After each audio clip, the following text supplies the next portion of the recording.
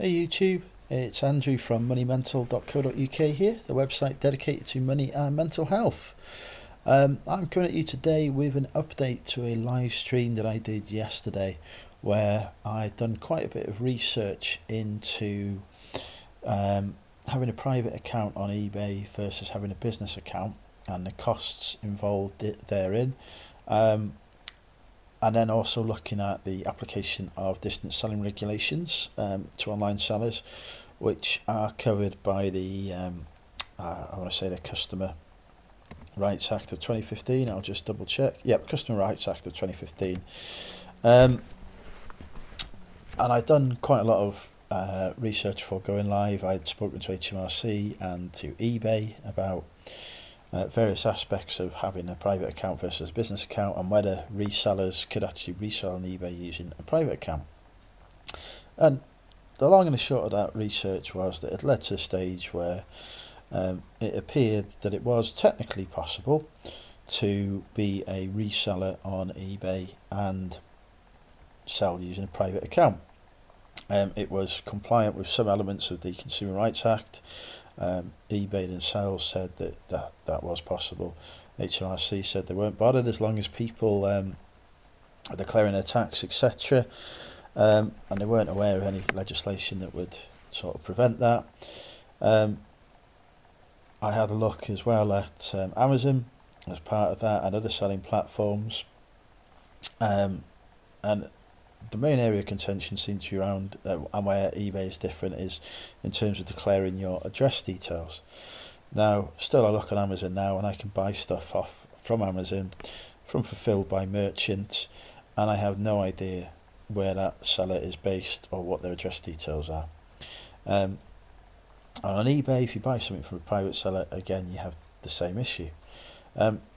So the sort of conclusion I'd reached yesterday after having looked into everything was that actually, as I say, you could and can sell privately on eBay and you're not breaching the Consumer Rights Act. And that's probably still the case. I've got to say actually, just before I go on, I had a lot of abuse for reaching that conclusion. I've had a lot today as well on social media for reaching that. A lot of people saying, I shouldn't be engaging in discussing that topic or covering it because I'm a moderator on a chat, etc. Let me just address that straight away, first of all, before we move on, because that has made me very angry and very upset. Firstly, just because somebody's a moderator on a Facebook group doesn't mean that they can't engage in a debate on a subject, doesn't mean they can't hold a debate on it, and it doesn't mean they can't share the details of their research, etc. Putting that to one side, it is not appropriate to be messaging me on any social media platform and sending inappropriate and offensive remarks to me because you don't like what the outcome of my research is. It's perfectly fine to disagree with it and point out where it's wrong, and that's happened today. We have had some real good debate today, looking at it and unpicking the relevant areas of legislation, and that's great. I welcome that.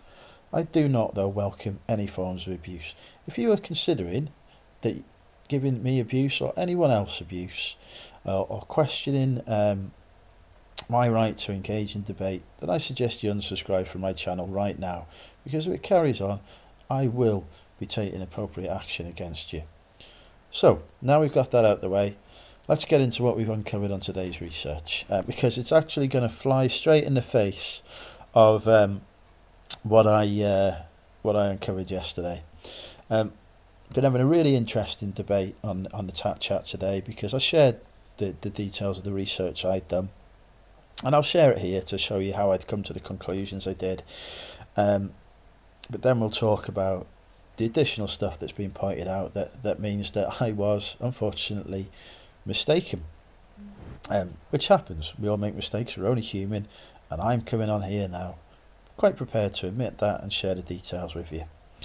So when I was looking at this yesterday, I first started off with the eBay business sellers policy page. It's here, it's an article, business seller policy. The link's up here, you can hopefully quite clearly see it on your screen. That business seller policy states, if you're legally considered a business seller, then you need to register as a business seller when selling on eBay. If you don't, you could be breaking the law. I don't know why it says it could be. I don't know why they can't be quite more specific in there and say you are breaking the law, but they don't. So that, to me, I have autism. I see statements like that with an ambiguous nature. I've got to try and understand them. So I went a bit further down on this article, and it says, when should I register as a business? It says, if you sell items that you have bought to resell, if you make items yourself and sell them, if you are a trading assistant, or if you buy items for your business, then you should register as a business seller. Keyword there, should. Again, that's ambiguous to me. It should say, no, actually, I'm doing the same thing. For me, it has to say you must register as a business seller.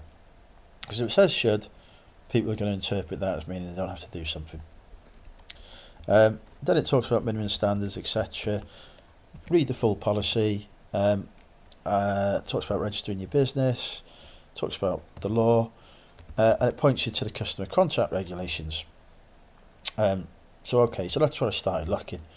But before we do that, I also had a look on gov.uk, which I'll show you now here. They have a page, online and distance selling. It talks about, for distance sellers, which is not the same as an online seller, that you must provide certain information. I'll highlight it here. You must provide certain information if you're selling goods or services through digital TV, by mail order, or by phone or text message. This is called distance selling. Obviously, if you're selling on eBay, that's not any of those mechanisms. There are extra rules that you need to follow if you're selling goods or services online. So you can click on that link there and you can see those extra rules. But it does say quite clearly there, as well as the rules for distance selling, there are extra rules. So to me, that's not ambiguous. It means you've got to follow the distance selling rules and these additional online rules that are documented here. That's great. But then you go further down this page, so I'm back on the distance selling one, you go further back down on it, and it talks about skip past all the rights to cancels, etc. You go down to exceptions, and it talks about these rules don't apply to goods and services worth £42 or less. So according to that, then I don't actually need to do anything that's on here, including, and this is the critical bit, providing business name, contact details and address if I'm selling a product that's under £42. So great, okay, that surely suggests then that actually, as long as you're not selling over £42 on eBay, you can be a private seller. And then I had a look at the terms of the Consumer Rights Act 2015, which is all here. There's a schedule on it. I'll try and see if I can find it. Schedule 2, I think, is the relevant one. And again, this talks about lots of legal bumf. It might not be Schedule 2. Anyway, it goes into a lot of detail, which, to be fair, I'd probably bore you with. But it does confirm in there that there's that £42 exception. And it also talks about the circumstances in there. And it might be the 2013 one as well, which still applies. It might not be the 2015 one. It talks in there about circumstances in which you have to provide your details as a trader, your address, etc. And it does, again, specify in there that there are exemptions from doing that. When, for example, the mechanism or platform you're using to sell on doesn't give you the ability to supply that information, then you still have to supply it, but you can supply it through another means. And that other means can include actually putting it in your listing, or it could include, when a customer orders from you, sending them the details of your business address with that order, etc. Which I think you probably get. I can't remember whether you get it. I haven't sold anything privately on eBay for years, but I think you may well get those details when you've placed your order as well. So to me, this was a case that this all sort of led towards the conclusion that again, it's okay to sell as a reseller on a private account. Today, so I shared that research with the chat chat, created a post about it, and today somebody, lots of debate, and again, I got lots of abuse from people and whatever, not necessarily in the chat, but people messaging me privately and stuff. You know, hey, if it's something's not clear, and it wasn't clear to me, and I've outlined the reasons why, I'm going to talk about it and I'm going to share my experiences. That's the whole point of communication, yeah? But anyway, somebody then pointed me in the direction of some EU laws that come out in 2005, consumer protection laws. Now I know the EU laws don't necessarily apply in the UK because, it's like the Euro, for example, we do have a habit of picking and choosing what we apply, when we apply it, how we interpret it, etc., etc. So I've done some more research to find out if these EU laws had been applied, and they have. It turns out it's the consumer protection, which you should see on your screen now, the consumer protection from unfair trading regulations 2008. That is actually the act that applies in the UK. So honestly, unless you're selling in the EU, this is the act that you need to follow and understand what it means for you as a seller on eBay. Whether you're a private seller or a business seller, you need to understand the terms of this. Now this act describes quite clearly what it means by a business here, and I've highlighted that, but if you can't quite see it in the screen, it's got a section called interpretation, and it says in these regulations a business includes a trade, craft or profession. Reselling is a trade, so it's covered by that description, and it calls people therefore a trader. So if you're reselling, you know, take it as read that you meet the definition of a trader. So I've had a look in terms of this legislation then, in terms of what information we have to provide to the consumer to protect them from unfair trading.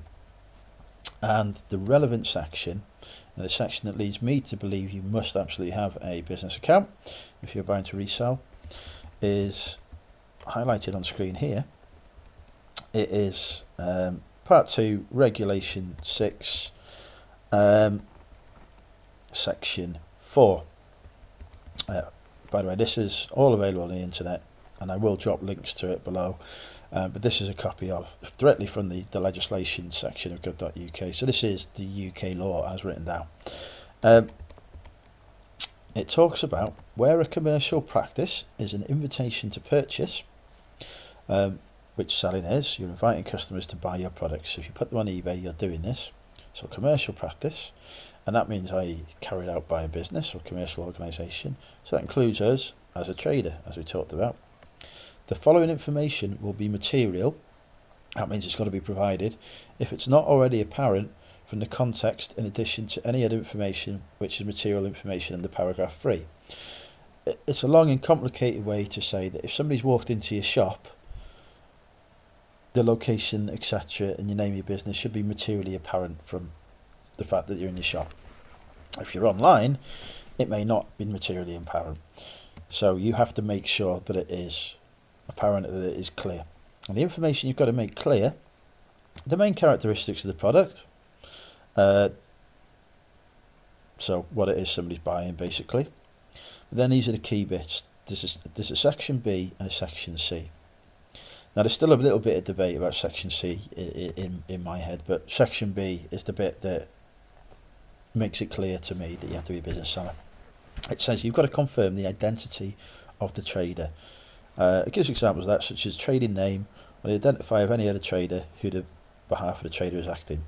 So to me, you've got to straight away say, I'm a trader called Joe, Ben or whatever. So you've got to explicitly state that you are a business trader. It then talks about the fact that you've got to give the geographical address of the trader and the geographical addresses of any other trader, etc. So you've got to give your address as well. It's a bit confusing by saying geographical, because, you know, I could say I live in the UK, that's my geographical address. I could say I live in Wrexham in North Wales, that's a geographical address. So it doesn't go down to the level of detail of saying it's, you know, your house name, house number, whatever, or business. If you're trading from a business premises, you know, it's the business, it's the address of that business. It doesn't quite go down to that level, which is a bit annoying, but laws can be ambiguous, That's why we have hundreds and thousands of lawyers, probably millions of lawyers, etc., and court cases, and sometimes people win them because the law is ambiguous, etc. So accept that will happen, and that can lead to confusion, as it has for me. But to me, that address bit combined with the fact you've got to disclose your identity, etc., has to be material and apparent, means that, to me, if you're selling on eBay, reselling on eBay, your eBay listings, or maybe not your listings, but your eBay account details, therefore do have to include your name and address. Now, the only way to do that and the current eBay policies is to open a business account. Therefore, if you are buying to resell and you are complying with this law, which is still UK law, still relevant, leaving the EU doesn't make any difference because this is enshrined in UK law. Just because the EU started it, we accepted it and we put it into our law, so it still applies. So Brexit makes no difference. So therefore, you've got to give it. I mean, if we have a quick look on eBay now, if I go on my eBay account, and if I had a look at, try and find something that's from a private listing, so I don't know, I'll just go next jumper brown XL. I should hopefully be able to find something. Well, Kumi's going to give me money there. Let's just have a look, see if we can find one here. I won't look at auctions, I'll look at a buy it now. This is probably going to be a business seller actually. 4,000 feedback, but I'll click on it. It's not. So there are no details there. This is just Arwin 3,000. Apologies Arwin if you're watching this. But yeah, 195 items for sale. It may be your own item. I'm not saying you're violating the law in any way. This could well be an item of yours that you're selling on. I'm just pointing out that if somebody goes onto that account page, it won't display any sort of address details, etc., because it's a private seller. For a business account, it will do. I won't go on it. Actually, theoretically it's in the private domain. Let's have a look at something that's for sale from Debenhams, or on it, eBay, or on it, Tesco. Let's see if I can find Argos as a business seller on eBay. Argos, eBay. I'll find one of their items and see what I mean. Here we go. Argos on eBay store. Let me find something I've got for sale. Fridges and freezers. Here's a fridge. Click on that. There we go. I can quite clearly see straight away there's an Argos logo there. It's from the Argos trader. I think if I click on the Argos name there, hopefully something will happen. Oh, it takes me to the shop, which is annoying. Yeah, maybe Argos is the wrong example to pick. Oh, here we go. We've got all the about us information here. Who are they? Their trading name, it's official operation for Argos Limited, etc. And I think I might even be able to click there. Yeah, here we go. I've got the business details. There's the address, there's the name. So as I say, this is different to Arwen's details. Take a while to get there. It's not really obvious, but there are business details there that clearly outline that they're a trader, give their address details and how to contact them. And that's the bit we as resellers must be providing, and that's the bit that we can only give as a business account. So therefore, yeah, long and short of it is, this research is showing that unfortunately, despite what I had erroneously assumed yesterday and had been led to by extensive research into various different pieces of legislation and speaking to various different organisations, including this platform we sell on, you do have to, if you're a reseller, register as a business. So I'd apologise to anyone that I may have misled or confused. Hopefully this video will clear up that confusion. It will show you, hopefully, the relevant act that you have to comply with, which you still got to comply with the Consumer Rights Act 2015 if you're selling stuff for more than £42 in value. But the more important and relevant one is the consumer protection from unfair trading regulations. So if you are buying to resell on eBay and you are not declaring yourself as a business by having a business account, you are in violation of this act and therefore in violation of the law. I don't know what the penalties etc. are for that, but let's assume it's not something that you want to come up against. So do make sure that you are registered as a business account. Do not buy to resell on your private seller account because you are in violation of the law. And as I said on yesterday's video, please do make sure you register with HMRC from day one. I know that you can, there's a £1,000 thing that HMRC have introduced now. HMRC, I'll see if I can find the details. Self-employed 1,000, it might quickly come up. Yeah, there's tax-free allowance on property and trading income, which is up to £1,000. I would still recommend that you, trading obviously is what we're doing, I would still recommend that you register from HMRC straight away. It does say though, if your annual gross trading income is £1,000 or less from one or more trades, you may not have to tell HMRC. However, there are circumstances where you must register. So it's a confusing area, so just do it.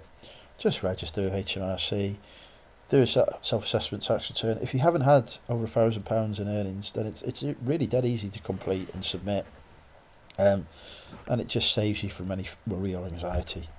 So yeah, I would definitely recommend doing that. And again, there's deductions and allowances, and it gets complex. I should also say I'm not a financial advisor or anything like that. I am just sharing my own experiences and my own research, etc. Hopefully this video though has helped clarify the position for you.